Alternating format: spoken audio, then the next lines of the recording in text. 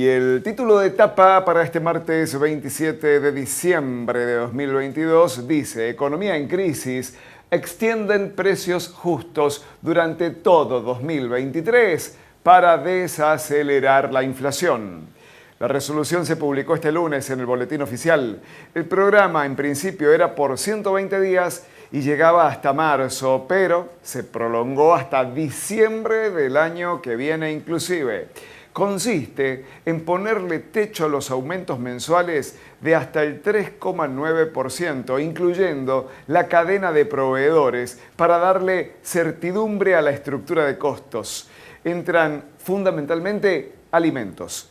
La escalada de precios será una de las claves del año electoral y una cosa tiene directa relación con la otra.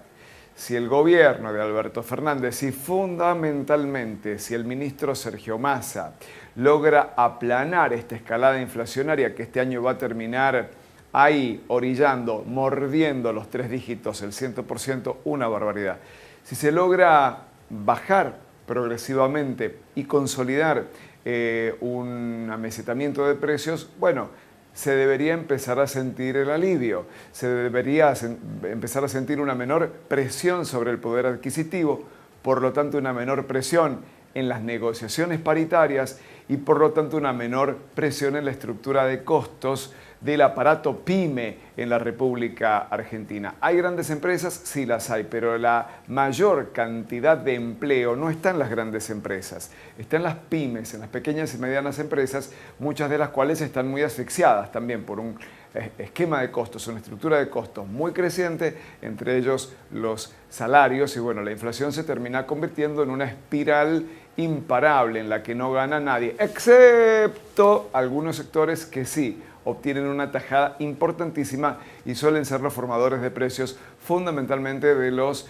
alimentos. Los grandes supermercados a la cabeza. Y ahí, en los grandes supermercados, es donde está atacando este acuerdo de precios justos, que de todas maneras los más críticos entienden que este acuerdo es muy parcial, que este acuerdo es muy pequeño, porque en una oferta de un supermercado hay no menos de 100.000 artículos y el acuerdo de precios justos abarca unos 1.400 artículos. 1.400 en el acuerdo contra 100.000 artículos que puede llegar a ofrecer un supermercado, un gran supermercado. Entonces, claramente la incidencia de precios justos termina siendo muy menor.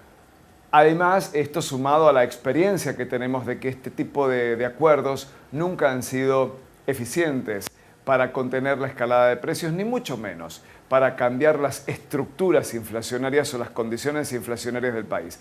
La realidad es que este acuerdo ha tenido alguna incidencia en una leve caída de la inflación en el registro del mes de noviembre, informado la semana pasada, que fue valorado como una victoria por parte del gobierno de Fernández y fundamentalmente de la gestión de Sergio Massa, que de lograr este encarrilamiento de la inflación, el propio Massa podría convertirse en uno de los mejor posicionados dentro del Frente de Todos para la campaña presidencial del año que viene. Pero lo vamos a dejar por ahí porque esto es futurología. Sin embargo, detrás de este anuncio de la extensión de precios cuidados hasta diciembre del año que viene, subyace el tema electoral también.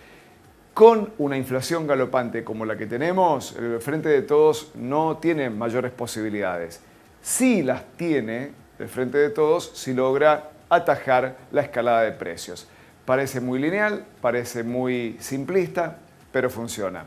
Las consultoras lo vienen diciendo de esa manera y hay antecedentes históricos de gobiernos que estaban muy hackeados por la inflación y que con algún par de medidas de corrección de la economía lograron, terminar ganando en las urnas. Todo lo que suceda de aquí en adelante, fundamentalmente en el área económica, va a estar orientado al año electoral. Esto no lo van a reconocer, pero es así. Oficialismo y oposición. Oposición también, ¿eh? Las acciones de la oposición a partir de este momento están absolutamente todas hilvanadas en el interés del año electoral que tenemos por delante. Pero para no irnos de tema, no es la única medida que está tomando el gobierno para intentar contener la inflación. Hay otras medidas menos presentables hacia afuera, pero que sí están funcionando hacia adentro. Están aplanando el déficit fiscal después de una pandemia que obligó una emisión monetaria descomunal. Y bueno, ese circulante fue inflacionario. Ha pasado en el mundo y en Argentina doblemente. Lo que está sucediendo es que hay un recorte y un ajuste del gasto público. Evidentemente. Cuando se dice no va a haber más altas en el plan potenciar trabajo, hay un ajuste de políticas sociales y es lo que le genera estas tensiones al gobierno nacional con los movimientos piqueteros que se siguen manifestando, fundamentalmente en la ciudad autónoma, pero también con otras áreas del Estado. Hay efectivamente una reducción del déficit fiscal en los términos del acuerdo que se firmó con el Fondo Monetario para terminar este año en el 2,5% negativo. Veníamos del 12% negativo en agosto y vamos a cerrar el año en el 2,5% negativo. Y esto claramente de algún lado sale. De una mayor cantidad de exportaciones, sí, pero también de una contención del gasto. Y eso es ajuste fiscal. Y es otra de las medidas que debe rendir frutos para empezar a aplanar la economía. ¿Qué dicen los menos afectos al gobierno de Alberto Fernández? Bueno, que son todos parches y que no hay medidas de fondo, que ya no hay tiempo para gradualidades, que hay que aplicar un fuerte shock de reducción de impuestos y demás, pero el gobierno no puede bajar impuestos porque si no lo estaría pagando con déficit o tendría que proceder a un ajuste fiscal brutal. Todo esto gira en torno de un mismo tema, que es encarrilar la economía, aplanar la escalada de precios para el año electoral que tenemos por delante. El acuerdo de precios justos le pone un tope a esta lista de 1.400 artículos, fundamentalmente alimentos, del 4%, 3,9% mensual, de aquí hasta diciembre del año que viene. Los alimentos tienen la participación más importante en la conformación del IPC, del índice de precios al consumidor. Por lo tanto, conteniendo alimentos, debería contenerse el índice inflacionario. Eso al menos en los papeles. Y es nuestro título de etapa del día.